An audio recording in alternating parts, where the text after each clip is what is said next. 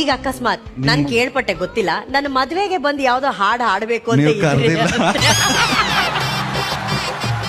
ಅಕಸ್ಮಾತ್ ಕರೆದಿದ್ರೆ ನಿಜವಾಗ್ಲೂ ಬಂದು ಯಾವ ಹಾಡು ಮದುವೆ ಹಾಡಿರ್ತೀರಿ? ಯಾವ ಹಾಡು ಹಾಡಿರ್ತೀರಿ? ನಮ್ಮೂರ ಯುವರಾಣಿ ಕಲ್ಯಾಣವಂತೆ ವರನ್ಯಾರು ಗೊತ್ತೇನೆ ಹೋಗೋಗಿಲೆ ಶುಭ ಕೋರಿ ಹಾಡೋಣ ಬಾಕೋಗಿಲೆ.